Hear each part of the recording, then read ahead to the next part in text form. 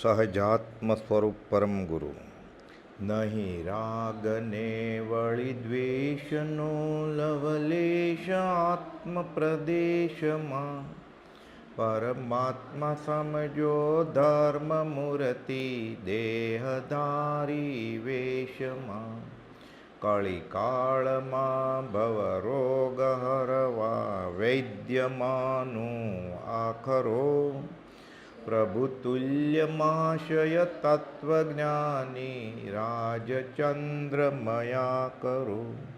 તે બાહ્યથી ગૃહવાસમાં પણ અંતરંગે મુનિવરો, પ્રભુ તુલ્યમાશય તત્વજ્ઞાની રાજચંદ્રમયા કરો. પૂર્ણ વિતરાગ થાય તો જ સર્વજ્ઞતા આવે. પૂર્ણ વિતરાગતા ન હોય ત્યાં સુધી સર્વજ્ઞ ન હોય. ક્ષયોપશમને લીધે ઘણો આગળ વધે અભ્યાસથી, સર્વજ્ઞ ન થઈ શકે જ્યાં સુધી વિતરાગ ન થાય ત્યાં સુધી. જ્યાં પૂર્ણ કામપણું છે, કંઈ જોતું જ નથી, ત્યાં સર્વજ્ઞતા છે. કૃપાલદેવે 360માં પત્રમાં લખ્યું છે.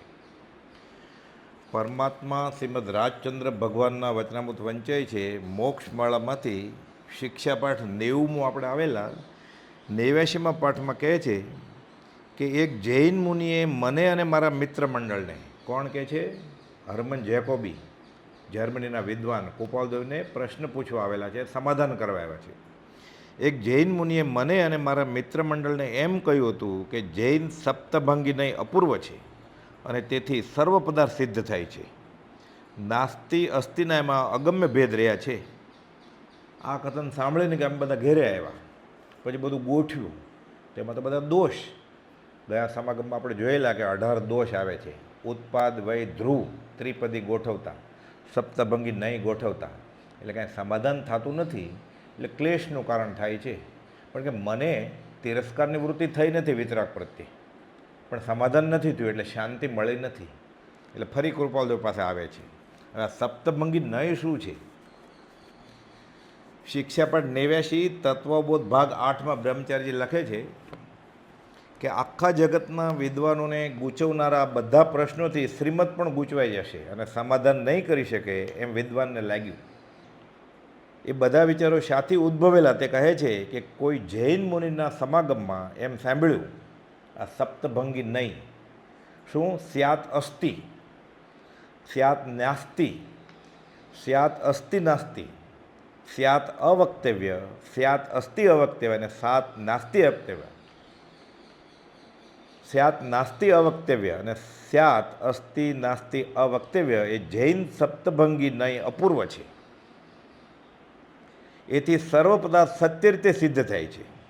સ્યાત એટલે કોઈ પ્રકારે, કોઈ અપેક્ષાએ, એટલે અમુક અભિગમથી જોવું, એ પોઈન્ટ ઓફ વ્યૂ, અમુક એંગલથી જોવું એ. સ્યાત એટલે કોઈ પ્રકારે, કોઈ અપેક્ષાએ. નાસ્તિ અસ્તિના એમાં અગમ્ય ભેદ રહ્યા છે. એટલે આ સપ્તભંગી નહીં શું છે? આ અનેકાંતવાદ, નવ તત્વ, ત્રિપદી અને આ સપ્તભંગી નહીં, આ બધું જૈન ધર્મની ખાસ વિશેષતા છે. અને જગતને કોઈ પણ પદાર્થનું જ્ઞાન થવામાં આ નયને આધારે ઉતારે તો સંપૂર્ણ જ્ઞાન મળે. અને જ્યાં સુધી આને આધારે ન ઉતાર્યું હોય ત્યાં સુધી એ દર્શન ગમે તેટલું સારું લાગે, ગમે તેટલું વિસ્તૃત માહિતીવાળું હોય, અપૂર્ણ હોય. એટલે જિનેશ્વરની વાણી પૂર્ણ છે, સમજાવે છે. વસ્તુને સમજવા અનેક દ્રષ્ટિકોણ કે અપેક્ષા હોય છે. એક જ વસ્તુને અનંત અપેક્ષાએ જોઈ શકાય. કેમ કે જળના અને ચેતનના એ મૂળ દ્રવ્યના અનંત ગુણો છે જે પૂર્ણ જ્ઞાનીએ જ્ઞાનમાં જાણ્યા છે. એટલે આપણને ગુલાબ વિશે કહીએ તો આપણે થોડુંક કહીએ કે રંગ બહુ સરસ હોય અને સુગંધ સારી આવે અને છેલ્લે કાંટા હોય, 3 મુદ્દા કહીએ. જ્ઞાનીએ જળ અને ચેતનમાં અનંત ગુણો જોયા છે. એમાં મુખ્ય ગુણ ચેતનનો જ્ઞાન લક્ષણ છે, ઉપયોગ લક્ષણ, અને જળનો ઉપયોગ લક્ષણ ન હોય તે, પણ બાકી બીજા અનંત ગુણો છે. રૂપીપણું, અરૂપીપણું. હવે આકાશે અરૂપી છે, આત્માએ અરૂપી છે. ધર્મસ્થિકા અરૂપી છે, અધર્મસ્થિકા અરૂપી છે. કાળ ક્યાં દેખાય છે? કાળે અરૂપી છે, તો આત્માએ અરૂપી છે. તો પછી આત્મા અને આકાશ બે એક. પછી વિલક્ષણ, એ આના આધારે તીર્થંકર ભગવાને, જીનેશ્વર ભગવાને, કેવળી ભગવાને બધું જાણ્યું અને પછી બોધ્યું. વિતરાગ દર્શનના અનેકાંતવાદની જગતને અપૂર્વ દેન છે. 6 દ્રવ્ય, 9 તત્વ અને ઉત્પાદ વયને ધ્રુવ, આ ત્રિભંગી ત્રિપદી, તેના આધારે 14 રાજલોકનું સકળ સ્વરૂપ યથાર્થ સમજાય છે. સપ્તભંગી નહીં એ પણ એક અપૂર્વ નહીં છે. એટલે આજે કહ્યું આપણે સ્યાત અસ્તિ, સ્યાત નાસ્તિ વગેરે. એટલે સ્યાત એટલે અપેક્ષા, અસ્તિ એટલે હોવું, નાસ્તિ એટલે ન હોવું. આ એના સંસ્કૃત અર્ધમાગધીના અર્થ છે. એટલે હમણાં અર્થ સમજી લેવાના, પછી ગોખી નાખવાનું આગળ ઉપર, બધું સમજાય ધીરે ધીરે. ગોપાલદેવ હરમન જેકોબીને કહે છે કે છેલ્લે વૈરાગ્ય આવશે ત્યારે આ આત્મસાત થશે. પણ હમણાં તર્કથી સમજો, એ સમજી ગયા. મોક્ષમાળાના શિક્ષાપાઠ 82 થી 98 ગોપાલદેવે આ તત્વબોધ 17 ભાગમાં લખ્યો છે. પરમ ગોપાલદેવે તત્વબોધ બોધ્યો છે. પ્રથમ 4 ભાગમાં 9 તત્વોનું મહત્ત્વ સમજાવ્યું. આપણે બીજા સમાગમમાં જોયેલું 6 દ્રવ્ય, 9 તત્વ બધું. અને શિક્ષાપાઠ 86માં આજે સમર્થ વિદ્વાનની વાત આવી, એ આ જ વિદ્વાન હરમન જેકોબી આ 7 ભાગથી રજૂ કરે છે. હવે આ સપ્તભંગી નહીં શું છે? એટલે સ્યાત અસ્તિ, અસ્તિ એટલે છે, સ્યાત એટલે અમુક રીતે, સાદો અર્થ કરીએ તો. એટલે સ્યાત અસ્તિ એટલે કદાચ અમુક રીતે આ વસ્તુ છે એમ. સ્યાત નાસ્તિ એટલે કદાચ અમુક રીતે તે નથી. એકાંત નહીં, પણ અમુક રીતે છે ને અમુક રીતે નથી એમ. સ્યાત અસ્તિ અમુક રીતે છે, સ્યાત નાસ્તિ એટલે અમુક રીતે નથી. સ્યાત અસ્તિ નાસ્તિ એટલે કદાચ અમુક રીતે છે ને અમુક રીતે નથી એમ. એટલે કેવી રીતે? હવે માનો કે જૈનના છોકરા હોય, જૈન કુટુંબમાં રાત્રિ ભોજનનો ત્યાગ હોય, તો કરે છે નથી કરતા, એટલે અસ્તિ નાસ્તિ થયું ને. એટલે આ બધા દાખલા છે શાસ્ત્રમાં. સ્યાત અવક્તવ્ય એટલે કદાચ અમુક રીતે તે અવર્ણનીય છે પણ અવર્ણનીય છે. આત્મા વિશે સંપૂર્ણ વર્ણન તીર્થંકર ભગવાન પણ કરી ન શકે. ઘણું બધું કરે, બધા કરોડો શ્લોક પ્રમાણ વર્ણન છે જૈન શાસ્ત્રના, પણ અમુક વસ્તુ અનુભવ ગોચર જ છે. એ અનુભવ ગોચર જ રહે. એટલે ભગવાને તીર્થંકર ભગવાન આત્મા અનુભવ્યો. પછી ગોપાલદેવ કહ્યું છે વક્તવ્ય રીતે જે પ્રકારે કહી શકાય તે કીધો, પણ બધું કાંઈ વાણીમાં ન આવે. વાણીમાં ન આવે, લખાણમાં ન આવે. પછી તો આગળ જતાં મનને પણ મનન ન થાય. છેલ્લે આત્મા જ જાણે. આત્મા આત્મસાત થાય પછી, આત્મા સાક્ષાત્કાર થાય પછી. એટલે કે કદાચ અમુક રીતે તે અવર્ણનીય છે. અમુક રીતે, ઘણી રીતે વર્ણન કરાય, પણ અમુક રીતે પાછું અવર્ણનીય છે. એટલે સ્યાત અવક્તવ્ય. એવી રીતે 5મો બોલ સ્યાત અસ્તિ અવક્તવ્ય. એટલે અસ્તિ એટલે છે ખરું, પણ અમુક રીતે તે છે અને તે અવર્ણનીય છે પાછું. એટલે આત્મા છે પણ અમુક અપેક્ષા અવર્ણનીય છે. સ્યાત નાસ્તિ અવક્તવ્ય કદાચ અમુક રીતે તે નથી, પણ નથી એ પણ પાછું જ્ઞાનમાં અનુભવાય પણ અવર્ણનીય છે. એટલે સ્યાત નાસ્તિ અવક્તવ્ય. અને છેલ્લો 7મો ભાંગો સ્યાત અસ્તિ નાસ્તિ અવક્તવ્ય એટલે કદાચ અમુક રીતે છે ને અમુક રીતે નથી, એટલે અવર્ણનીય છે. હવે આનો શાસ્ત્રમાં ઘણું બધું લંબાણપૂર્ણ વર્ણન છે. યશોજી મહારાજે નય પ્રદીપ નામનો ગ્રંથ લખ્યો છે. આ સપ્તભંગી ઉપર ઘણું બધું વિવેચન કરેલું છે. એ રીતે આ શ્વેતાંબર આમનાય પ્રમાણે, દિગંબર આમનાય પ્રમાણે છે. પંચાસ્તિકામાં એનો ઉલ્લેખ છે. ગોપાલદેવ વચનામૃતમાં પંચાસ્તિકાનું ભાષાંતર કર્યું છે ગુજરાતી. વચનામૃત 766, એમાં 14મો બોલ છે.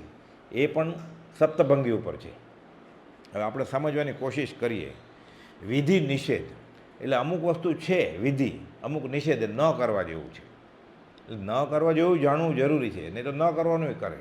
અને કરવાનું જાણવું જરૂરી છે, નહીં તો બધું નિષેધિતો એ કર્યા કરે. એટલે જાણવાનો અર્થ શું?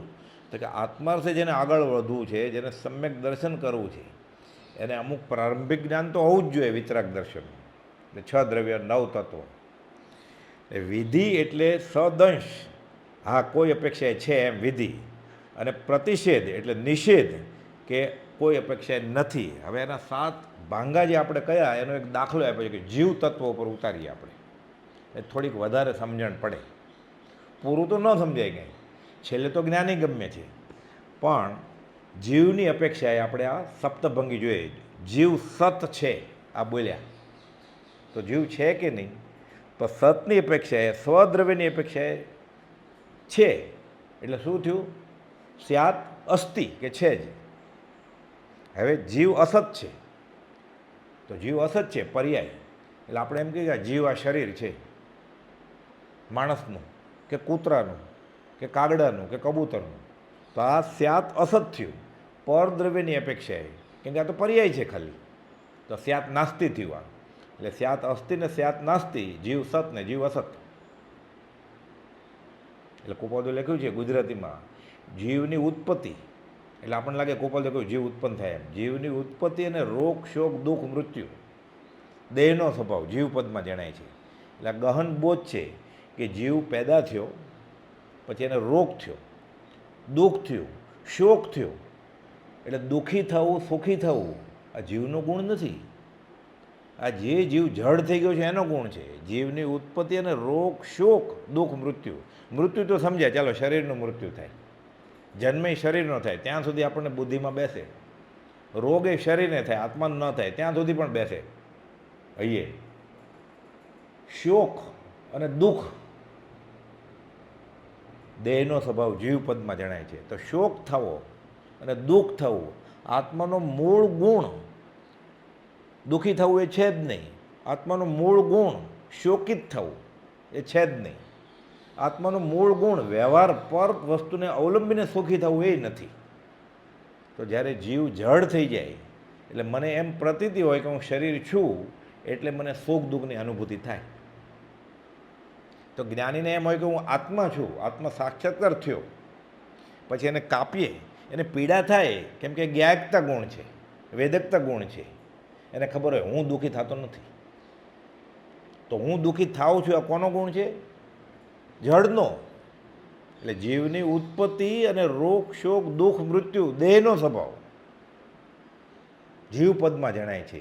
એવો જે અનાદિ એકરૂપનો મિથ્યાત્વ ભાવ જ્ઞાનીના વચન વડે દૂર થઈ જાય છે.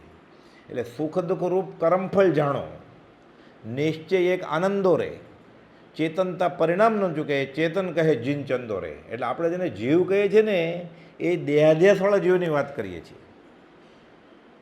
જીનેશ્વર ભગવાન, જીન ચંદો, જીનચંદ્ર ભગવાન કોને કહે છે? સુખ દુઃખ રૂપ કરમફળ જાણો. તો નિશ્ચય એક આનંદ રહે, ચેતનતા પરિણામ ન ચૂકે. એ ચેતન ચેતનમાં જ રહે, સ્વ સમાધિમાં જ રહે, સ્વ શાંતિમાં જ રહે. એને ચેતન કહે જીનચંદો. તો તીર્થંકર ભગવાન આત્મા કોને કહે છે? જે સુખ દુઃખથી ઉપરાંત હોય, એ જાણે જોવે એ કપાણું. પછી એને એમ પણ થાય કે હાથને પીડા થાય છે, આપણને શું થાય? મને પીડા થાય છે. આટલો ફરક. એટલે સમતા રમતા ઉરજતા જ્ઞાયકતા સુખ ભાસ, વેદકતા ચૈતન્યતા એ સબ જીવ વિલાસ. ત્યાં સુખનો આભાસ લખ્યું છે. એટલે જીવને સુખ દુઃખનો આભાસ થાય, શુદ્ધ આત્માને ન થાય.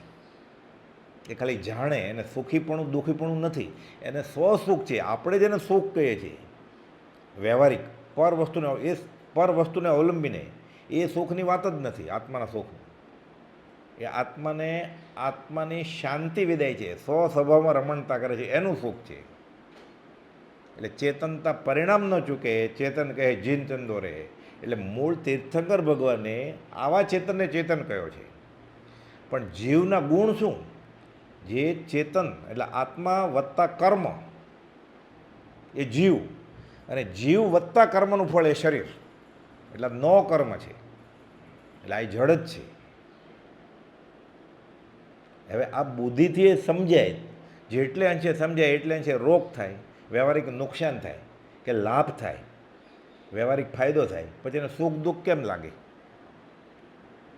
પછી એ સુખ સમયમાં છકીએ ન જાય અને દુઃખમાં હિંમતે ન હારે. એને ખબર હોય પછી કે સુખ દુઃખ સદા ટકતા નથી, અને પછી તો અનુભવ થાય. એટલે કુપોદો પછી એમ લખે, માતુશ્રીના શરીરે તાવ આવે છે. માતુશ્રીને તાવ આવે ક્યારે? દેવા માતાને ગમે એટલો કોરોના થાય તો શરીરને તાવ આવે, આત્માને આવે. એટલે એમ લખે, માતુશ્રીના શરીરે તાવ આવવાથી મંગળવારે નડિયાદથી મેલમાં બેસવાનું થશે. આત્મસિદ્ધિ લખીને પછી આત્મસિદ્ધિ આસોદ એકમે લખી, વવાણિયાથી સમાચાર આવ્યા કે દેવા માતાની તબિયત નાદુરસ્ત છે. તો પછી ઉપડવું પડ્યું વવાણિયા. એ બી ક્ષેત્ર સ્પર્શના એટલે જાય, કંઈ ખબર કાઢવા ન જાય કાંઈ, પણ વ્યવહાર એમ લખવું પડે. પછી માતુશ્રીના શરીરે તાવ આવ્યો. એવી રીતે પાઘડી પહેરવાની હતી. એટલે વવાણિયાના પોપટલાલ મંજી એના સ્નેહી મિત્ર પડોશી મા સતીજીને સમજાવવા જવાનું હતું મોક્ષમાળા. હજી મોક્ષમાળા છપાણી નહોતી, હસ્તલિખિત હતી. તો પહેલાં એમને ઉપડ્યા કૃપાલદેવ, તો 2 વાગ્યાની અપોઇન્ટમેન્ટ હતી કે જોડા તો પહેરો ચપ્પલ, પછી યાદ નહોતું કૃપાલદેવ પહેર્યા. પછી ક્યાં પાઘડી મૂકો માથે. આ પાઘડી મનસુખ માથે મૂકે છે. આ પાઘડી મનસુખની નથી. મનસુખ તો આત્મા છે. મનસુખને આત્માને પાઘડી હોય. એ બોલવામાં એવું બોલે, સહજ થઈ ગયું એને. આ પાઘડી મનસુખ માથે મૂકે છે. ને તો એમ કે ને આ પાઘડી મારી નથી, શરીર જ એનું નથી, તો પાઘડી ક્યાંથી એની હોય? અમે દેહધારી છીએ કે કેમ? તો સંભારે ત્યારે માંડ જાણીએ છીએ. એટલે સ્યાત સત છે જીવ, સ્યાત અસ્તિ, જીવ અસત છે પર્યાય. એટલે આપણે જેને જીવ કહીએ છીએ ને એ બી બધું અજીવ જેવું જ છે. પણ આત્માની સત્તા વડે તે પ્રવર્તે જાણ. એટલે હાલે ચાલે બોલે, હસે રડે, સુખ દુઃખ દેખાય છે. એ આત્માની સત્તાથી ભલે દેખાય, મૂળમાં આત્મતત્વ જેને અનુભવવાનું એને સુખ દુઃખ કાંઈ હોય જ નહીં, સ્વરૂપમાં સ્થિત હોય. એટલે જીવ સત છે સદ્રવ્યની અપેક્ષાએ, સ્યાત અસ્તિ. જીવ અસત છે પરદ્રવ્યની અપેક્ષાએ, પર્યાયની અપેક્ષાએ, સ્યાત નાસ્તિ. 2 ભાંગા થયા. તો જીવ સત છે, પુનઃ ક્રમે કરીને એક સાથે કહેવું હોય તો કે જીવ સત પણ છે ને અસત પણ છે. એટલે સ્યાત અસ્તિ નાસ્તિ, અપેક્ષાએ છે ને અપેક્ષાએ નથી એમ બોલવું પડે ને. આ ત્રીજો ભાંગો થયો. એ છે જ નથી એમ. તો કે જીવ મરે, તો કે મરે ન મરે એમ બોલવું પડે ને. પછી કે પર્યાય મરે પણ દ્રવ્ય રૂપે ન મરે. એટલે સ્યાત અસ્તિ નાસ્તિ આ ત્રીજો ભાંગો થયો. ચોથો ભાંગો જીવ સત અસત બંને યુગપત છે. અને આ બંને ધર્મ યુગપત કયા માટે અવ્યક્તવ્ય છે. એટલે સ્યાત અવ્યક્તવ્ય એટલે બોલી શકાય એમ નથી. જો સાથે બોલવું હોય કે જીવ સત અસત, તો 2 સાથે રાખીને બોલો તો કે જીવ છે અને જીવ નથી, એવું થયું ને. એટલે આ તો મારા મોઢામાં જીભ નથી એવું થયું. આ બોલાય કેવી રીતે? એ બોલે છે કે મારા મોઢામાં જીભ નથી. અંબાલાલભાઈએ એક દાખલો આપ્યો છે. એ એમ બોલે છે કે મારી માતા વાંજણી છે, તો તું કોનો દીકરો છો? એટલે અવ્યક્તવ્ય થયું ને. 2 સાથે કેવી રીતે બોલી શકાય? છે તો છે, નથી તો નથી, છે નથી. એટલે કહે છે કે જીવ સત અસત બંને યુગપત છે. એટલે યુગ એટલે જોડું સાથે. પણ એ બંને ધર્મ યુગપત કયા ન જાય કાંઈ. એક સાથે છે અને નથી એમ કેમ કહેવાય? જો પર્યાયની વાત કરવી હોય તો મૂળ દ્રવ્યની વાત ના કરે, અને મૂળ દ્રવ્યની વાત કરવી હોય તો પર્યાયની વાત ન કરે. 2 સાથે તો શું થાય? સ્યાત અવ્યક્તવ્ય થયા, કહી ન શકાય. એટલે આ ભાંગા સમજીને શું લાભ એનો એ આગળ હમણાં આવશે. જીવ સત હોવા છતાં પાછો યુગપત સત અસત માટે સત અવ્યક્તવ્ય છે. 2 સાથે કહેવું હોય કે સત અસત, તો સત વિશે શું કહો છો? તો ખાલી સત વિશે કહેવું હોય બધું, તો સત અવ્યક્તવ્ય થઈ જાય. કેમ? સાથે અસત સાથે કહેવું છે ને, તો અસત વિશે કહેવું પડે. તો અસતમાં એમ કહેવું પડે જીવ છે જ નહીં, તો આ બધું વર્ણન કોનું કર્યું તમે? એટલે જીવ સત હોવા છતાં પાછો યુગપત સત અસત માટે સત અવ્યક્તવ્ય થયું. એવી રીતે જીવ અસત હોવા છતાં એમ કે સાથે કયો સત અસત બંને જીવની વાત.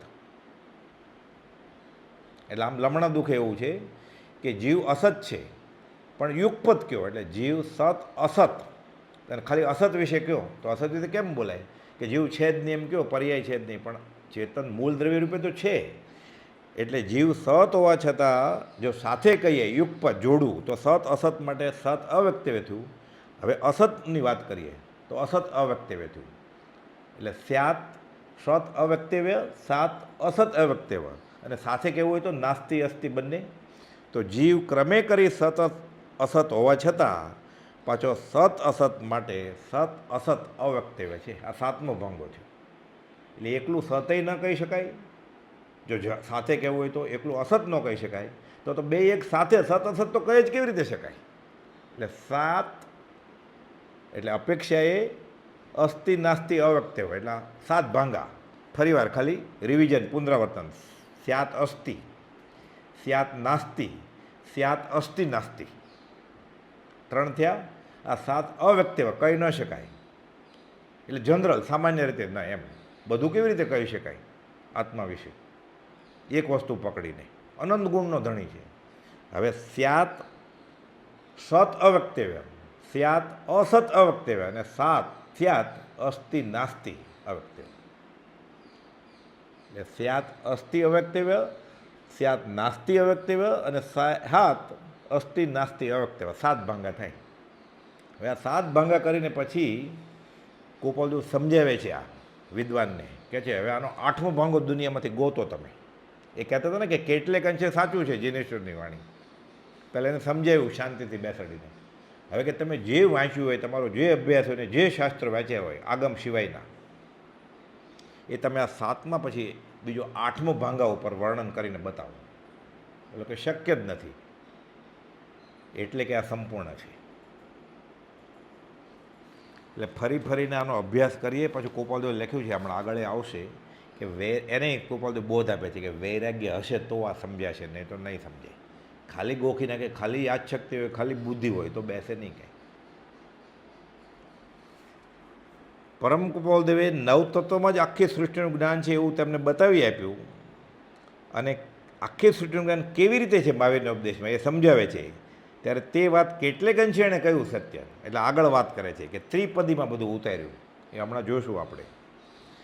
એટલે આ સ્યાત અસ્થિ નાસ્તિની વાત કરી અને પછી હવે બ્રહ્મચારીજીએ આ જે 18 દોષ બતાવેલા આ વિદ્વાને, એ ગોપાલદેવે કેવી રીતે એક પછી એક એનું સમાધાન કરે છે એ ટેબલ ખાનું પાડીને બ્રહ્મચારીજીએ સમજાવ્યું છે 90મા પાઠમાં. એટલે 90 પાઠમાં શું આવે છે? આ ત્રણેયમાં હા એવી જે યોજના કરી છે તે સમજાવ્યું ગોપાલદેવે, કે જીવ ઉત્પન્ન થાય, હા. જીવનો વ્યય થાય, હા. જીવ કાયમ ટકી રહે, ધ્રુવતા, તો કે હા. પછી ના, જીવ ઉત્પન્ન ન થાય તો ના. જીવનો નાશ થાય, ના. જીવ કાયમ ટકી રહે, તો કે ના. એટલે હા અને નામાં સમજાવે છે. એટલે શિક્ષાપટ 90 તત્વબોધ ભાગ 9મો એના વિવેચનમાં, મોક્ષવાળા વિવેચનમાં બ્રહ્મચારીજી સમજાવે છે કે હવે ત્રણેયમાં હા એવી જે યોજના કરી છે તે સમજાવે છે. પર્યાયની અપેક્ષાએ જીવનો મોક્ષ થતા સુધી તે એક દેહમાંથી નીકળી બીજા દેહમાં ઉપજે છે, તેથી ઉત્પત્તિમાં હા કહી. એટલે મૂળ દ્રવ્ય, ચેતન દ્રવ્ય ઉત્પન્ન નથી થયું, પણ એ પર્યાય હાથી, ઘોડો, ગાય, ભેંસ કે માણસ રૂપે તો ઉત્પન્ન થયો ને. એટલે એ અપેક્ષાએ જીવ ઉત્પન્ન થયો એમ પર્યાય. એટલે ઉત્પત્તિમાં હા કહી. અને તે જે દેહમાંથી નીકળીને આવ્યો ત્યાંથી તે નાશ પામ્યો. આગલા દેહમાં નાશ પામીને અહીંયા આવ્યો. એટલે અહીંયા ઉત્પન્ન થયો એટલે હા, ત્યાં નાશ થયો એમાંય હા. એ રૂપ તો એનું વહી ગયું ને. એ ગાયમાંથી માણસ બન્યો છે તો ગાય રૂપે નાશ થઈ ગયો એટલે હા. મનુષ્ય રૂપે પેદા થયો એટલે હા, બેયમાં હા. તેથી નાશમાં પણ હા કહી. અથવા ક્ષણે ક્ષણે વિભાવ ભાવથી એની આત્મિક શક્તિ હાનિ પામે છે. ક્ષણ ક્ષણ ભયંકર ભાવ મરણે મરે છે, તેથી પણ નાશમાં હા કહી. કે મને તો છે જ્ઞાનીને ખબર છે કે આ સ્વભાવમાંથી વિભાવ નીકળ્યો છે, કર્મ બાંધે છે, ફરી જન્મ છે ને મરશે. એટલે મરવાનું નક્કી જ થઈ ગયું વિભાવમાં છે એટલે. કેમ? જન્મવાનું નક્કી થયું. જે જાયું તે જાય, જે જાયું તે જાય, જન્મે એ મરે. અથવા ક્ષણે ક્ષણે વિભાવમાંથી એની આત્મિક શક્તિ હાનિ પામે છે, તેથી પણ નાશમાં હા કહી. તથા દ્રવ્યની અપેક્ષાએ જીવનો કોઈ કાળે નાશ નથી, તેથી ધ્રુવતામાં પણ હા કહી. આત્માના નિત્યપણાનો કોઈ કાળે પણ સંચય થાય નહીં. નિત્યક્રમમાં આવે છે ને સવારે, એટલે પછી ત્યાંય કહી દીધું કે હા એ ધ્રુવ છે, કેમ કે નાશ ક્યારે થતો જ નથી, પણ અપેક્ષાએ. હવે આવું તો સ્વપ્નમાં પણ ક્યાંથી વિચાર્યું હોય એ વિદ્વાને? જૈન શાસ્ત્રનો ઊંડો અભ્યાસ કોઈ કરાવ્યો હોય ને સમજાયો હોય તો થાય ને. પોતે વાંચી લીધું હોય તો કેમ સમજાય? આમ એ 6 પ્રકાર યથાર્થ કહી શકાવાથી આપે જે 18 દોષો ગણી બતાવ્યા, ગોપાલદેવ વિદ્વાનને કહે છે, તે બધા હવે ટળી જાય છે. એમ એક પછી એક સમજાવે છે પાછું. વિદ્વાને ગણાવેલા 18 દોષો અથવા 18 શંકાઓ અને ગોપાલદેવે કરેલું તેનું સમાધાન આ પ્રમાણે છે એમ કહીને બ્રહ્મચારીજી આખું ટેબલ બતાવે છે. એટલે ફરીવાર આપણે શંકા કઈ હતી કે આત્મા એટલે જીવ વિઘ્ન રૂપે હોય તે વસ્તુ ધ્રુવ રૂપે ન હોય. જેનો નાશ થાય એ કાયમ કેવી રીતે હોય? એ તો આપણને સમજાય છે બુદ્ધિથી. એટલે એનો જવાબ, સમાધાન ગોપાલદેવે આપ્યું કે દ્રવ્યથી જીવ વિઘ્ન રૂપે નથી, તેથી ધ્રુવ છે. દ્રવ્ય તો નિત્ય જ છે, ખાલી પર્યાય વિઘ્ન એટલે નાશ રૂપે છે. બીજો દોષ જે ગયેલો વિદ્વાને, ઉત્પાદ વય ધ્રુવ એ ત્રણેયમાં ના કહી તમે, તેથી જીવ સિદ્ધ થતો નથી. કે એ પેદાય નથી થતો, એનો નાશે નથી થતો ને કાયમે નથી. તો જીવ કાંઈ છે જ નહીં એવું થયું ને. આ તો કલ્પનાની વાત કરી. એટલે એનું સમાધાન ગોપાલદેવે એ કર્યું કે જીવના ઉત્પાદન વ્યયમાં દ્રવ્ય નથી ના પાડી અમે, કે દ્રવ્ય નિત્યત્વ ગુણવાળું છે. એટલે જન્મ્યું નહીં અને મર્યું નહીં, ઉત્પાદન ન થયો ને નાશ પણ ન થયો, અને ધ્રુવમાં પર્યાય નહીંથી અમે ના કહી હતી. આ પર્યાય કાયમનો નથી એટલે એમાંય અમે ના પાડી. એમ ભિન્ન ભિન્ન નહીંથી એટલે અપેક્ષાથી જીવનું સત્યત્વ સિદ્ધ થાય છે. એટલે સત છે એ હોય જ, સતનું ક્યારે અસત ન થાય, અને અસત ક્યારે સત ન થઈ જાય. હોય તેનો નાશ નહીં, નહીં તે નહીં હોય, એક સમય તે સૌ સમય. તો દેખાય છે બધું ભેદ અવસ્થા જોઈ. આ ભેદ અવસ્થાથી આખું વિશ્વ બ્રહ્માંડ બધું વિચિત્ર એવું દેખાય છે. વેદાંતમાં એમ કે છે આ જગત આ બધું પરમાત્માની માયા છે, લીલા છે.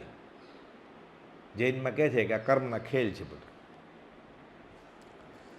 ત્રીજો દોષ જે બતાવેલો વિદ્વાને, વિઘ્નતાને અને ધ્રુવતાને પરસ્પર વિરોધાભાસ છે. એટલે એક બાજુ તમે એમ કહો કે વિઘ્ન નાશ થાય છે, બીજી બાજુ એમ કહો કાયમ છે, તો આ તો વિરોધાભાસવાળી વાત છે.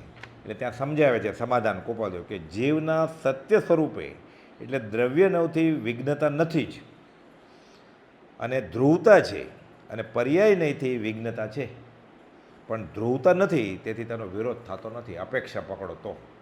અમે જ્યારે એમ બોલ્યા ત્યારે નાશ થાય ત્યારે પર્યાયની વાત કરી, અને ઉત્પત્તિ ન થાય ત્યારે મૂળ દ્રવ્ય પેદા ન થાય એની વાત કરી, અને નાશ ન થાય એ વાત કરી ત્યારે અમે એમ કહ્યું કે મૂળ દ્રવ્ય નાશ ન થાય. એટલે ફરી ફરીને ઉત્પાદ વ્યય ધ્રુવ બાજુમાં રાખી અને એક એક મુદ્દો લેતા જવો જોઈએ. ચોથો મુદ્દો, જીવ કેવલ ધ્રુવ છે તો ઉત્પત્તિમાં હા કેમ કહી? એ કાયમ ન હોય તો પછી પેદા કેમ થયો? આ ચોથો મુદ્દો ઉઠાવેલો વિદ્વાને અને એને મંડળીએ. ગોપાલદેવ સમજાવે કે જીવની દ્રવ્ય નહીંની ધ્રુવતા છે, ઉત્પત્તિ નથી, પણ પર્યાય નથી તો ઉત્પત્તિ થઈ. એ કેમ માણસ હતો? એ તો ગધેડો હતો. એ ગધેડાપણું છોડી અને હવે માણસનું રૂપ લીધું એણે. એટલે એ રીતે પર્યાય નથી ઉત્પત્તિ થઈ, માટે ઉત્પત્તિમાં પણ હા કહી. એટલે આવી રીતે આ મુદ્દા બધા એક પછી એક દોષનું સમાધાન કરે છે ગોપાલદેવ. પાંચમો દોષ, ઉત્પન્નયુક્ત જીવ ધ્રુવ રહે તો તેનો ઉત્પન્ન કોણે કર્યો? એ ઉત્પન્ન થયો ને પછી કાયમ રહી જાય બધામાં હા આવેલી ને, તો પહેલાં તમે કહો છો કાયમનો છે તો સૌથી પહેલાં એને પેદા કોણે કર્યો? એકવાર એમ બોલાઈ જાય કે આ વસ્તુ પેદા થઈ તો આવી ક્યાંથી? એટલે કોઈ કરતા હોવો જોઈએ ને. એટલે આ ન સમજાણું એટલે જઈને તેમાં પછી જગત કરતા મૂકી દીધા કે ઉપર બધું ભગવાન બનાવે છે, એ બધું ઘડે છે. એટલે લીમડા ઉપર લીંબોળી એ ભગવાન ચોંટાડે છે, અને આંબા ઉપર કેરી એ ભગવાન ચોંટાડે છે, અને ગાયના આચરણમાં દૂધ એ ભગવાન આપે છે. પછી એટલે જગત કરતા મૂકી દીધા ન સમજાણું એટલે. પછી સુખી દુઃખી થાય, જોડિયા ભાઈ હોય બે, એક બહુ ભણે એક ન ભણે, એક બહુ દુઃખી થાય એક બહુ સુખી થાય, એક કદરૂપ હોય એક રૂપાળો હોય. કહી દીધું કે ભગવાને આમ કર્યું છે. તો ભગવાનને આવો પક્ષપાત શા માટે કરવો જોઈએ? આવો પક્ષપાતવાળા ભગવાન હોય એટલે ભગવાન કહેવાય ક્યારે? એકને ગોલ્ડ મેડલ અપાવે 100માંથી 100 માર્ક, અને બીજો સૌ મૂર્ખ હોય, ભણે જ નહીં. એટલે ભગવાને એકને બહુ ભણાવ્યો અને એકને તદ્દન મૂર્ખ રાખ્યો, એકને કરોડપતિ બનાવ્યો, એકને ભિખારી બનાવ્યો. આવા પક્ષપાતવાળા ભગવાન હોય તો એને જેલમાં નાખવો પડે ને, પકડીને. એટલે ગોપાલદેવે એક લાઈનમાં કહી દીધું, ઈશ્વર કરતાં કોઈ નહીં, ઈશ્વર શુદ્ધ સ્વભાવ. એને પ્રેરક ગણશું તો એ દોષિત થશે, એ ગુનેગાર થશે અને સજા મળશે પછી. છઠ્ઠો દોષ, ઉત્પત્તિ કહેતા અનાદિપણું જતું રહે. હવે તમે એમ કહો છો કાયમનો છે એટલે અનાદિ છે ને, તો ઉત્પત્તિ કહેતા આ દોષ. એટલે ગોપાલદેવ સમજાવે છે કે દ્રવ્ય રૂપે ઉત્પત્તિ અસિદ્ધ થઈ, તેથી જીવનું અનાદિપણું સાબિત થઈ ગયું, કરતા અસિદ્ધ થયો. એ હતો જ, છે અને હશે. એટલે આ બધી મૂળ વાતો પછી છૂટક છૂટક ગીતામાંય છે. પણ પાછું અર્જુનને શ્રીકૃષ્ણ એમ પણ કહે તારાય ઘણા ભાવ થયા, મારાય ઘણા ભાવ થયા. એટલે સત્પુરુષ સમજાવવાળા ન હોય તો ગડબડ થઈ જાય પછી. એક બાજુ એમ કહે છે કે ના સતો વિદ્યતે ભાવો, ના ભાવો વિદ્યતે સત.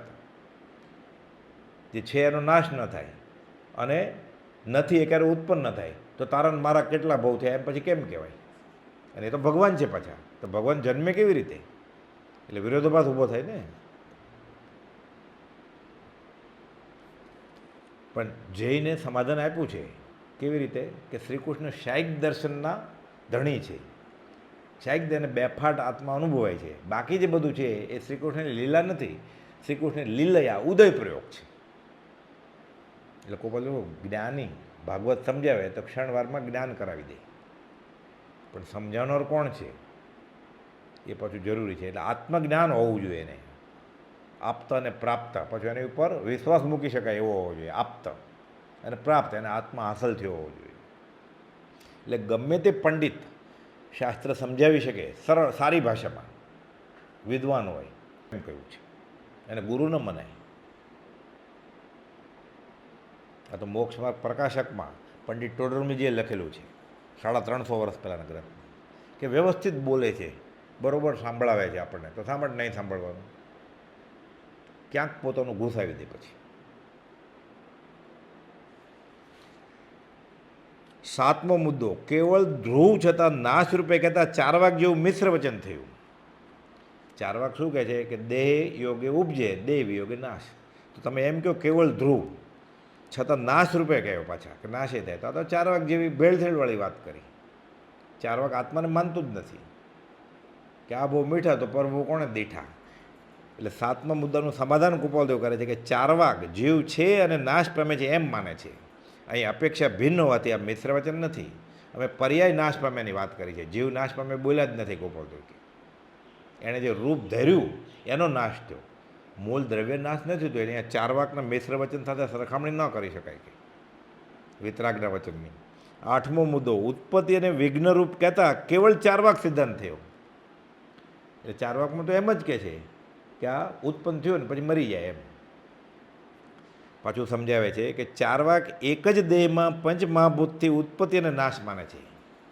કે કેવી રીતે બન્યું? પંચમહાભૂત એટલે પૃથ્વી, વાયુ, અગ્નિ, પાણી અને આકાશ, આ 5 ભેગા થયા, એમાંથી પંચમહાભૂતનું શરીર બન્યું.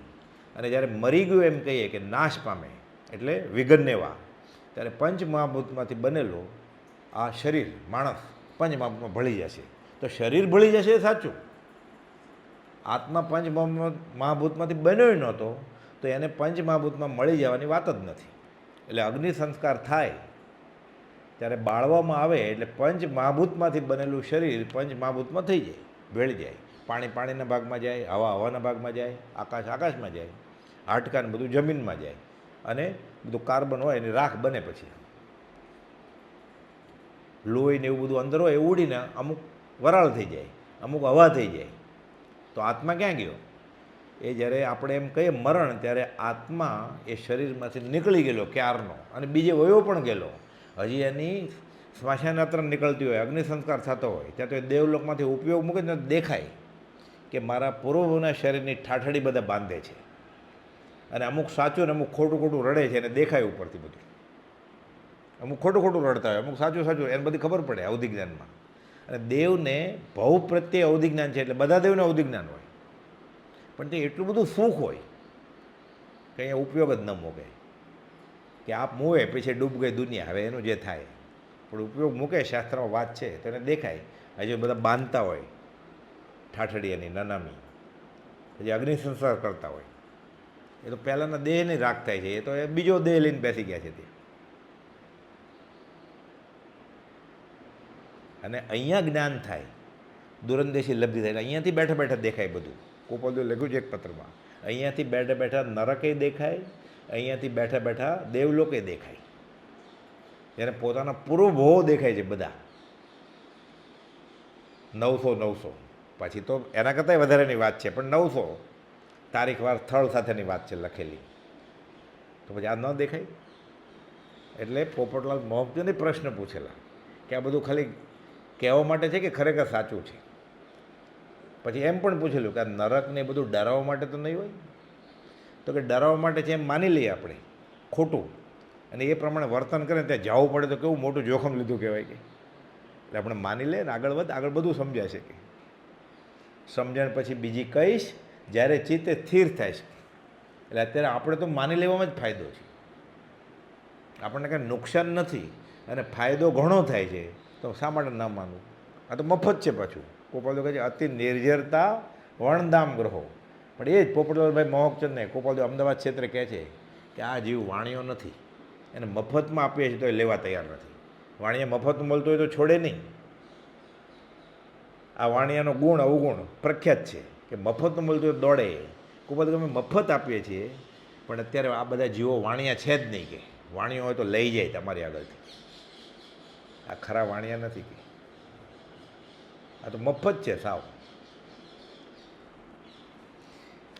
4 વાગ એક જ દેહમાં પંચ મહાભૂતથી ઉત્પત્તિ અને નાશ માને છે. અહીં પૃથક પૃથક દેહમાં ઉત્પત્તિ નાશની વાત કરીએ અમે. એટલે પંચ મહાભૂતમાંથી જે બન્યું શરીર એ પંચ મહાભૂતમાં ગયું. ચેતન કહે તે નથી ભળી ગયું પંચ મહાભૂતમાં. પંચ મહાભૂતમાંથી 5 ભૂતોનો ગુણ, એમાં જ્ઞાન ગુણ છે જ નહીં લિસ્ટમાં. તો ચેતનને તો જ્ઞાન ગુણ છે. તો જે મૂળ તત્વમાં, એટલે માનો 5 વસ્તુ ભેગી કરી, એ 5 ઘટકો છે પૃથ્વી, અગ્નિ, વાયુ, પાણી, આકાશ. એ એકોયમાં જ્ઞાન ગુણ નથી. તો એ 5 ભેગા કરીએ આપણે, અથવા ભેગા થઈ જાય એની મેળે, અથવા 5 ભેગા કરીએ ટેસ્ટ ટ્યુબ બેબીમાં, તો જ્ઞાન ગુણ તો છે જ નહીં. તો એમાં જીવ કેવી રીતે આવે? એટલે ટેસ્ટ ટ્યુબ બેબીમાં એ ટેસ્ટ ટ્યુબ બેબીનું શરીર બન્યું પંચમહાભૂતમાંથી લેબોરેટરીમાં. ચેતન ક્યાંકથી સંચર્યું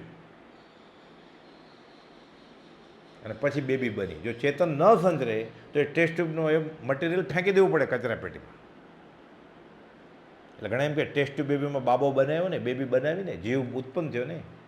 જો જીવ ઉત્પન્ન થતો હોય તો આ કાળના જીવો પછી રોકાય, એ જીવને રાખી જ મૂકે, એની બેંક શરૂ થાય, અને કોઈ મરી જાય અને 5 કરોડ રૂપિયા આપે તો એ એક ચેતન આપે કે નાખી દો તમારા હસબન્ડમાં, તમારી વાઈફમાં.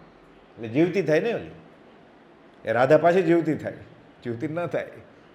આત્મા કેવી રીતે મુકાય? એટલે ટેસ્ટ ટ્યુબ બેબીમાં ટેસ્ટ ટ્યુબ બેબીનું શરીર બને છે. ટેસ્ટ ટ્યુબ બેબીનું ચેતન નથી બનતું. પંચ મહાભૂતના એકોય ઘટકમાં ચેતન દ્રવ્ય નથી.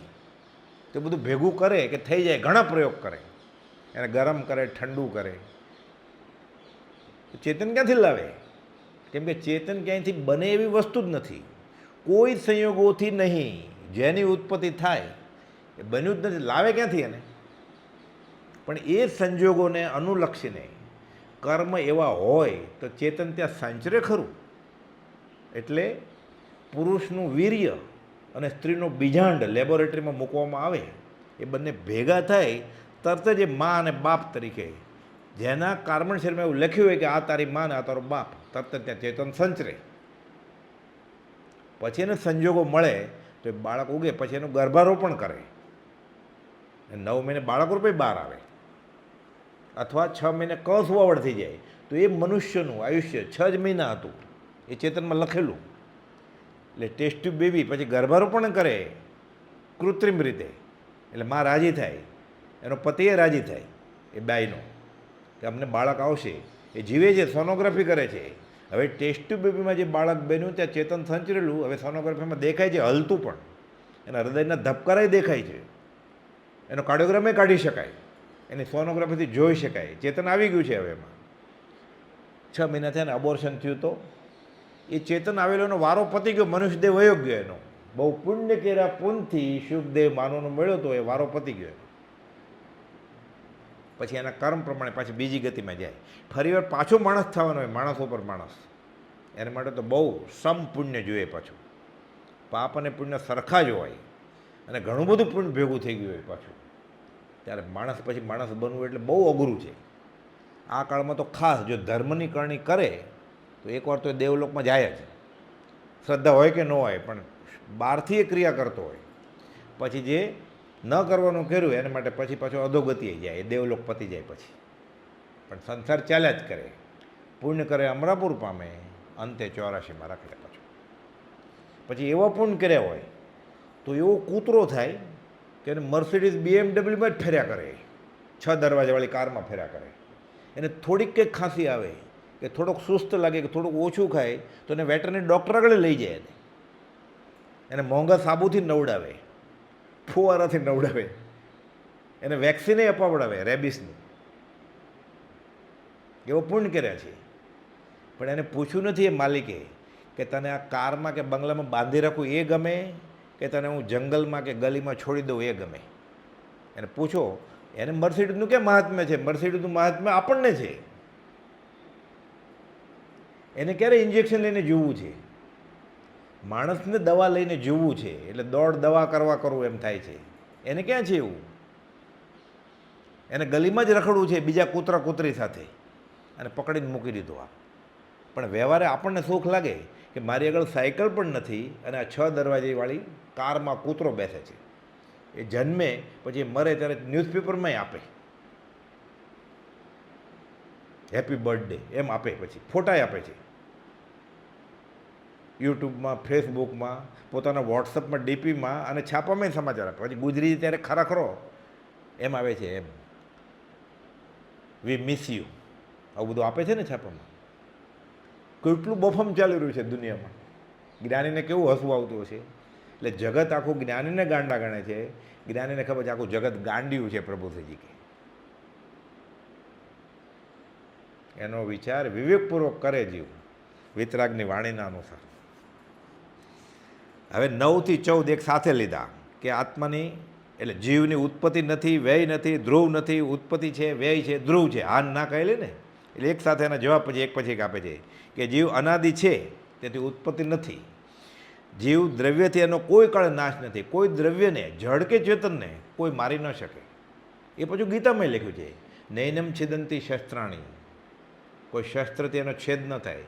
નૈનમ દહતી પાવકો, અગ્નિથી એનો બાળી ન શકાય. પાણીથી એને ભીંજવી ન શકાય. વાયુથી, પવનથી એને સૂકવી ન શકાય. આ એવી વસ્તુ છે.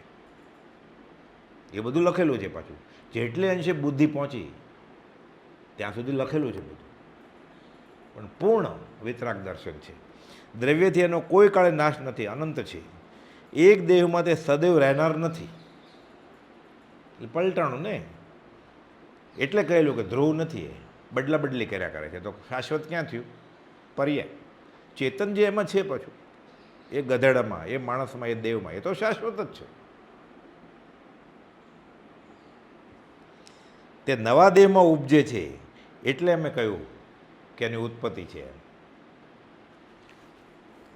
તે પૂર્વ દેહમાંથી નાશ પામે છે, એટલે અમે નાશ કહ્યો.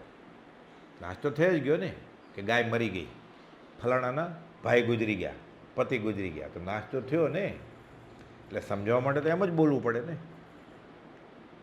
ત્યાં કોઈની સાદડીમાં કે એમ ન કહેવાય કે એનું શરીર મેર્યું છે, એનો આત્મા નથી મેર્યો, એમ ત્યાં બોલવા માંડાય. પછી સત્સંગ ભક્તિ રાખી હોય તો બોલાય એમ.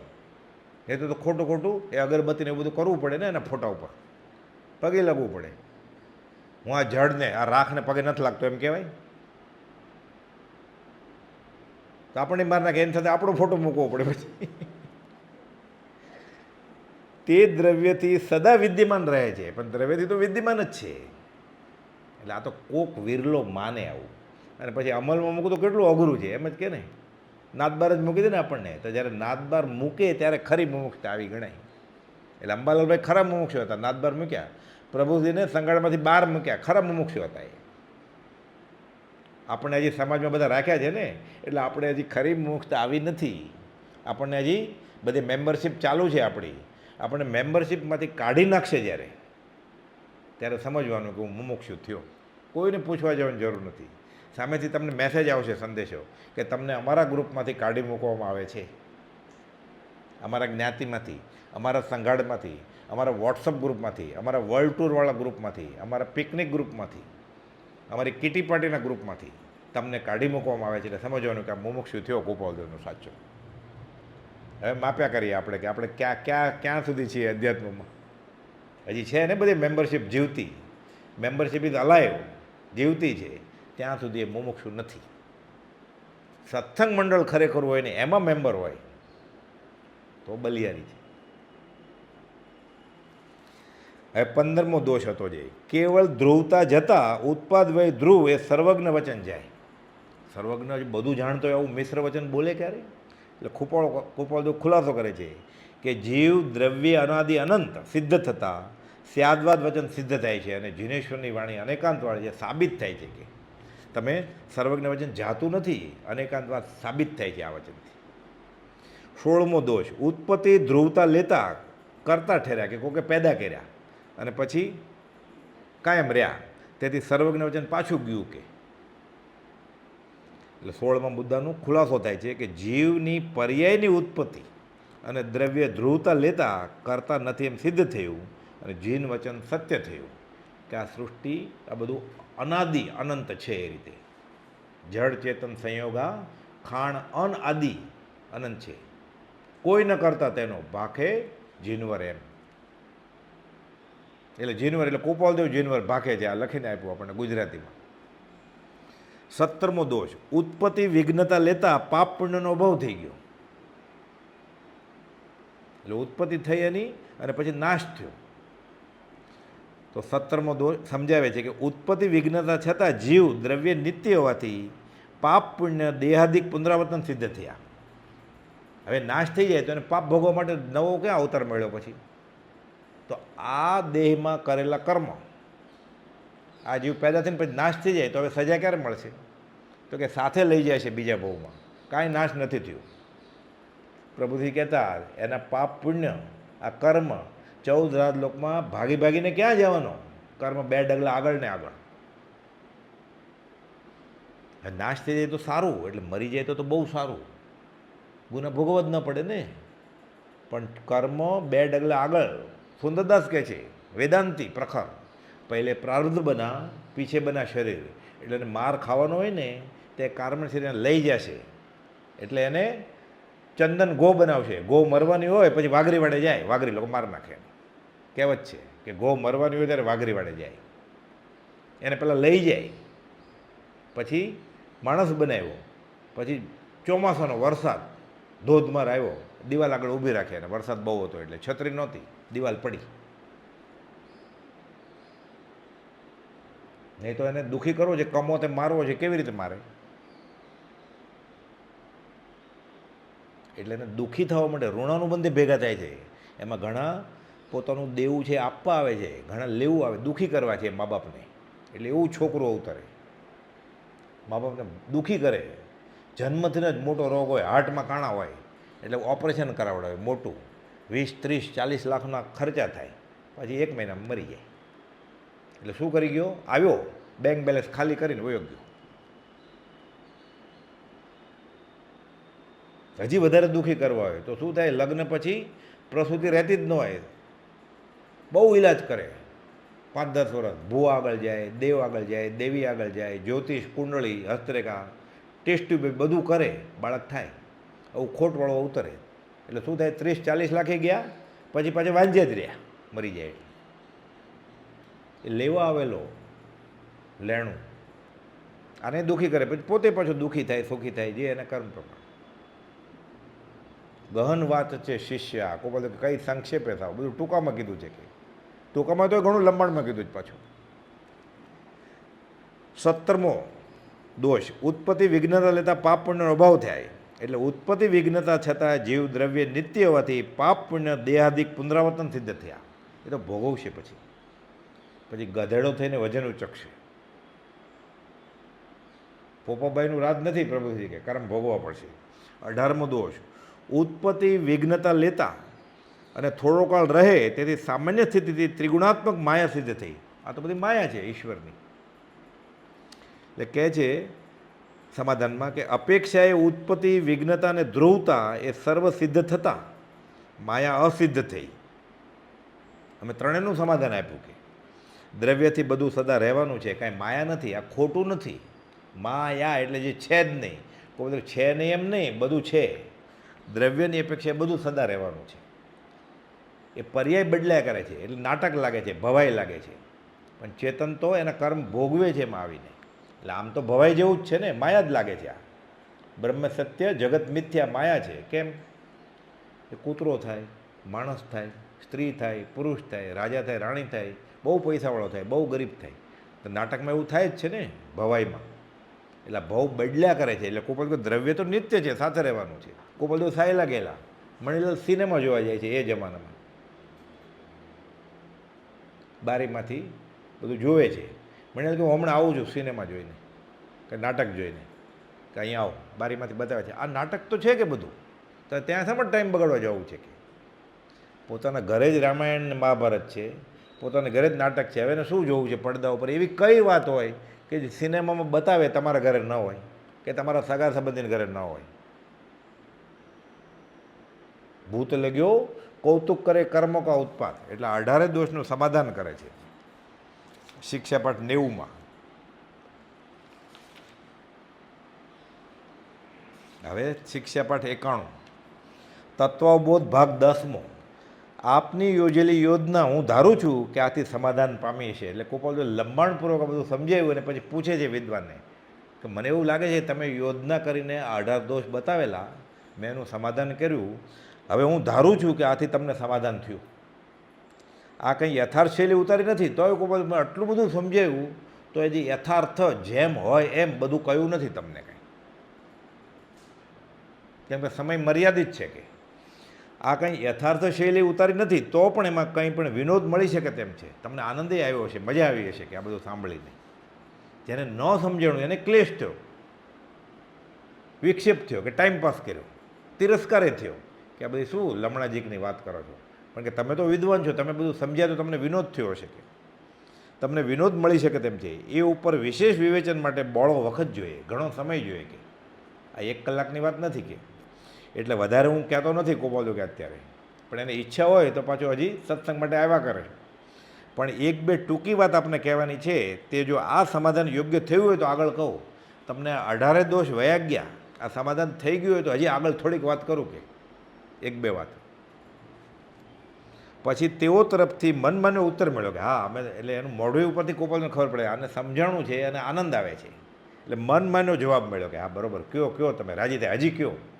એટલે ગોપાલને ઉલ્લાસ આવે છે કે કોક વિતરાગની વાણી ઝીલવાવાળો આવ્યો મારી સામે. એટલે 1-2 વાત જે કહેવાની હોય તે સહર્ષ કહો એમ તેઓએ કહ્યું. આનંદિત થઈ ગયા, તો પ્રફુલ્લિત થઈ ગયા. પછી મેં મારી વાત સજીવન કરી લબ્ધિ સંબંધી કહ્યું. એટલે મેં પહેલાં જે ઓલી વાત હતી ને કે આ લબ્ધિ વાક્ય નથી એમ કહેતા હતા ને, કે કંઈ ગણધરને અને ગણધરના શિષ્યોને આ લબ્ધિ વાક્યથી બધું ન સમજાઈ જાય. કે મેં પાછી એ વાત ઉઠાવી ગોપાલદેવ કે ત્યારે એને શંકા કરી હતી, એટલે હું જળમૂળથી એની શંકા કાઢી નાખું. અહીંયા સમાધાન થયું છે, એ પ્રફુલ્લિત થયા છે, આનંદમાં છે. એટલે મારી પોતાની વાત ગોપાલદેવ કહે છે મેં પાછી સજીવન કરી એ લબ્ધિ સંબંધી કહ્યું કે આપ એ લબ્ધિ સંબંધી શંકા કરો કે એને ક્લેશરૂપ કહો તે વચનોને અન્યાય મળે છે. તમે આવું બોલ્યા હતા કે આ ક્લેશવાળું છે, આવું કેમ બોલ્યા હતા તમે? એમાં અતિ ઉજ્જવળ આત્મિક શક્તિ છે. ગુરુ ગમ્યતા અને વૈરાગ્ય જોઈએ. આત્મિક શક્તિ હોય, ગુરુ ગમ હોય, સમજાવનાર ગુરુજી હોય આત્મજ્ઞાની, અને વૈરાગ્ય હોય સાંભળવાવાળાને, તો આ સમજાય.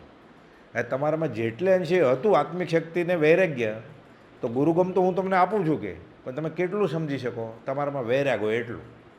એટલે તમે આ બોલેલા આવું ક્લેશરૂપ કહો છો, આ અન્યાય છે. કે આ વાતને જીનેશ્વરની વાણી ક્લેશરૂપ હોય એવું બોલાય નહીં. જ્યાં સુધી તેમ નથી ત્યાં સુધી લબ્ધિ વિશે શંકા રહે ખરી, તમને ભલે શંકા થાય, પણ આ ક્લેશવાળું ન કહો તમે. આ તમે અન્યાયયુક્ત વચન બોલો છો.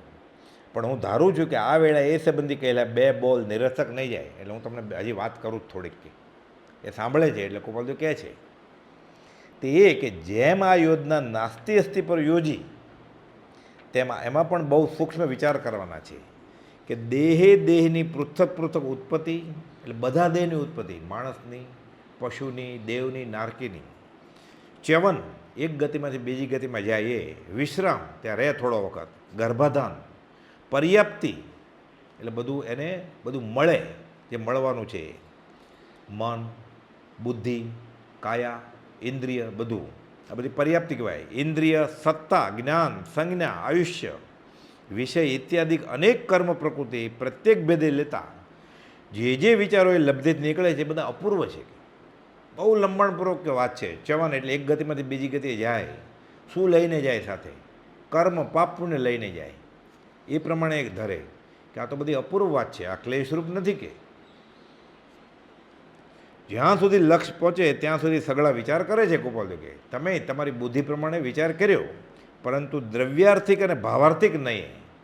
દ્રવ્યની અપેક્ષા અને ભાવની અપેક્ષાએ આખી સૃષ્ટિનું જ્ઞાન એ 3 શબ્દમાં રહ્યું છે. કે ઉત્પાદ થાય એટલે કયા કર્મ લઈને જાય છે, કેવું ચ્યવન કરે છે, કઈ ગતિમાં જાય છે, એ સાથે લઈ જાય જ ને. એવી રીતે થોડો સમય રહે છે અને પછી પાછો ના વ્યય થઈ જાય છે. ધ્રુવતા થોડોક સમય છે. આ લંબાણપૂર્વક વિચારશો તો આ બધી ગતિ 84 લાખ જીવાયોની વાત, કેવા કર્મ સાથે આવે છે, એનું બધું વિજ્ઞાન છે આમાં. તો કે આ ક્યાં આટલું નાની વાત છે કે ઉત્પાદ વયને ધ્રુવ, તો આ લબ્ધિ વાક્ય છે કે નહીં? આમાંથી કેટલા અર્થ નીકળે છે કે બોલે તો એવું વિચાર્યું જ ક્યાંથી હોય આ બધું ચ્યવનનું ને એવું બધું? દ્રવ્યાર્થિક, ભાવાર્થિક નહીં, આખી સૃષ્ટિનું જ્ઞાન એ 3 શબ્દોમાં રહ્યું છે. એટલે કોઈ પણ ઝાડની વાત કરો, સિંહની વાત કરો, માણસની વાત કરો, દેવની વાત કરો, તો કે આ ઉત્પાદ વય ધ્રુવમાં અમે આખું સમજાવી શકીએ તમને. એટલે આખું બ્રહ્માંડ વિશે અમે તમને સમજાવી શકીએ. તમે કહો ટેબલ બન્યું, તમે સમજાવીએ કે બન્યું, ઉત્પાદ થયો, થોડો વખત રહ્યું ને નાશ થયો. આ ત્રિપદીમાં તો આખું બધું જ્ઞાન છે. મેઘધનુષ થયું આકાશમાં, ઉત્પાદ, થોડો વખત રહ્યું, ધ્રુવતા, વ્યય થઈ ગયું પાછું. કે આખી સૃષ્ટિનું જ્ઞાન આ 3 બોલમાં તો છે કે આ લબ્ધિ વાક્ય છે કે તેનો વિચાર કોઈક જ કરે છે. તે સદગુરુ મુખની પવિત્ર લબ્ધિ રૂપે જ્યારે આવે, એ ગુરુજી સમજાવે ત્યારે દ્વાદશાંગી જ્ઞાન શા માટે ન થાય? એટલે 12 અંગનું જ્ઞાન આ ખાલી એક વાક્યમાં છે. ઉત્પાદ વયને ધ્રુવ, ઉપન્નેવા વિગન્નેવા ધુવેવા. કે અમે તમને આ સમજાવ્યું, તો હવે તમને લાગે છે કે નહીં કે આખા 12 અંગનું જ્ઞાન અમે આ વાક્ય તમને સમજાવીએ બધું? તો એક જ વાક્ય, આ લબ્ધિ વાક્ય થયું ને. એટલે બી છે એને પોષો તો એમાંથી મોટું વટ વૃક્ષ નીકળશે, વડલો આ બિલ્ડિંગ એવડો મોટો થશે કે. પણ તમે બી પકડીને એકાંત પકડીને બેસેલા તો ક્યાંથી સમજાય કે આ લબ્ધિ વાક્ય નથી? તો હવે સમજો છો તમે કે આ બધું આ છે. તો હવે એક જગત કહેતા, એમ આપણે કહીએ આ બ્રહ્માંડ કે જગત કહેતા જેમ એ મનુષ્યનું એક ઘર, એક વાસ, એક ગામ, એક શહેર, એક દેશ, એક ખંડ અને એક પૃથ્વી એ સગળું મૂકી દઈ અસંખ્યાત દીપ સમુદ્ર યુક્તાદિક ભરપૂર વસ્તુ એકદમ કેમ સમજી શકાય? આપણે હવે જગત બોલીએ અત્યારે કે બ્રહ્માંડ બોલીએ, યુનિવર્સ કહીએ તો આપણે બધું યાદ આવે ને. તો આખી પૃથ્વી, આખું ભારત, આખી દુનિયા, આકાશ, સૂર્ય, ચંદ્ર, જગતમાં બધું આવી ગયું ને. તો ખાલી જગત શબ્દ કીધો અને આખી સૃષ્ટિનું તમને જ્ઞાન થયું, કેમ કે એટલું ભણેલા છો તમે. તો તીર્થંકરના ઉત્પાદ વય ધ્રુવનું તમને આ દ્વાદશાંગનું જ્ઞાન આમાં કેમ ન હોય કે? એટલે કહે છે કે ખાલી જગત કહેતા આ બધું સમજાઈ જાય છે. એમ કહે જગત એટલે કેટલા માણસો, કેટલા પશુ, કેટલા દરિયા, નદી, ડુંગર, કેટલા ફ્લાયઓવર, સમજાય ને? જગત બોલ્યા ખાલી તો આટલું નીકળે, આપણે નીકળે છે. એનું કારણ માત્ર એટલું જ છે કે તે એ શબ્દની બહોળતાને સમજ્યું છે. આપણને એ જગત વિશે ખબર છે કે જગત એટલે ખાલી કાંઈ ઇન્ડિયા કે ખાલી ખંભાતે જગત નથી, એટલું આપણને જ્ઞાન છે ભૂગોળનું. પછી આકાશનું થોડું જ્ઞાન છે. તો જગત કે તો આપણને બધું સમજાય છે કે નહીં એક શબ્દમાં? તો જેને આ દ્વાદશાંગનું જ્ઞાન છે, જે પૂર્ણ જ્ઞાની છે, એને ઉત્પાદ વય ધ્રુવ બોલો એટલે આખું હાથમાં આંબળાની જેમ દેખાય કે નહીં? લોક બધું દેખાય. એ પૂર્ણ જ્ઞાની છે તો કેમ ન દેખાય કે? એટલે કહે છે એનું કારણ માત્ર એટલું જ કે તે એ શબ્દની બહોળતાને સમજ્યું છે. એટલે જગત કહેતા આટલું સમજાણું. તો ઉત્પાદ વય ધ્રુવ કહેતા ગણધર કેમ બધું ન સમજે? અને ગણધર જ્ઞાની છે તો એના શિષ્યો કેમ ન સમજે? પાત્ર હોય તો એને શું હોવું જોઈએ? વૈરાગ્ય હોવો જોઈએ. એને શું હોવું જોઈએ? માથે ગુરુગમ હોવી જોઈએ. અને શું હોવું જોઈએ? ઉજ્જવળ આત્મિક શક્તિ હોવી જોઈએ. પછી કર્મમલથી મલિન હોય તો કાંઈ સમજે નહીં. પછી બેરા આગળ ગાયન ગાયું એવું થાય, પછી ભેંસ આગળ ભાગવત વાંચ્યું એવું થાય પછી કે. પણ આ 3 ગુણ હશે, અતિ આત્મિક ઉજ્જવળ શક્તિ, ગુરુગમ અને વૈરાગ્ય હશે, અને આપવાવાળા તો પૂર્ણ જ્ઞાની છે, તો કેમ નહીં સમજાય કે? એનું કારણ માત્ર એટલું જ કે એ શબ્દની બહોળતાને સમજ્યું છે જગતનું, કેવા લક્ષ્યની અમુક બહોળતાને સમજ્યું છે, જેથી જગત એમ કહેતા એવડો મોટો અર્થ સમજી શકે છે. છોકરાને પૂછે 7મા 8મા ધોરણમાં કે જગત વિશે બોલતો, એ કે યુનિવર્સ છે, આકાશમાં સૂર્ય, ચંદ્ર, બધું, સન એન્ડ મૂન એન્ડ સ્ટાર્સ ને બધું ગીત ગાવા માંડે, ટ્વિંકલ ટ્વિંકલ લિટલ સ્ટાર. કેમ? એને એટલું ખબર છે કે આ યુનિવર્સ કહેતા આ બધું કહેવું જોઈએ. જેથી જગત એમ કહેતા એવડો મોટો મર્મ સમજી શકે છે. તેમજ રુજુ અને સરળ સત્પાત્ર શિષ્યો, રુજુ એટલે નરમ, જ્ઞાની પાસે એને લઘુતા અને દીનતા લઈને જવું પડે. લેવા જવું છે, હાથ નીચો, આપવાવાળોનો હાથ ઊંચો. અને વિનય ગુણ જ ન હોય તો સમકિત ન થાય. સમકિતના બોલમાં થણાંગ સૂત્રમાં એક બોલ વિનય ગુણ છે. ઉત્તરજન સૂત્રમાં આખો પાઠ છે વિનય ગુણ પર. જ્ઞાની પાસે વિનય, વ્યવહાર વિનયની વાત નથી અહીંયા. અહીંયા વાત આવે બધી અધ્યાત્મની જ હોય પછી, નહીં તો વ્યવહારમાં વિનય થઈ જાય એને ગુણ લે અને મિથ્યા ક્ષમતા બતાવે પછી બધાને નમે કે અતિથિનું સન્માન કરવું એટલે એની તિથિ નક્કી નથી. ગમે ત્યારે ઘરમાં કૂતરો ઘૂસી જાય સોફા પર ન બેસાડાય કે બેસો બેસો, ઉનાળો છે ને એર કન્ડિશન કરે કૂતરાને બેસાડીને. એટલે વિવેક હોવો જોઈએ, વિનય હોવો જોઈએ પાછું. અહીંયા અધ્યાત્મની વાત છે. તેમજ રુજુ અને સરળ સત્પાત્ર શિષ્યો નિર્ગ્રંથ ગુરુથી એ 3 શબ્દોની ગમ્યતા લઈ ક્યાં ઉત્પાદ વયને ધ્રુવ દ્વાદશાંગી જ્ઞાન પામતા હતા. અને તે 3 એ લબ્ધિ અલ્પજ્ઞ નથી, વિવેકે જોતા ક્લેશરૂપ પણ નથી. ભલે આ બધું ન સમજાય કે, પણ આટલું અલ્પજ્ઞતા થોડું કંઈ જ્ઞાન છે તો તમને આમાં આનંદ આવ્યો કે નહીં પૂછે છે. હા, એટલે અલ્પજ્ઞ હોય તો એને ક્લેશરૂપ નહીં લાગે. ભલે બધું ન સમજાઈ ગયું પણ તમે ક્લેશ બોલેલા, ક્લેશરૂપ નથી કે આ અન્યાયયુક્ત વાત નહીં કરો જીનેશ્વરની વાણીને. એનું સમાધાન કરી અને છૂટા થાય છે. આ શિક્ષાપાઠ પૂરો થયો. હવે આગળ અવસરે લેશું સહજાત્મ સ્વરૂપ પરમ ગુરુ.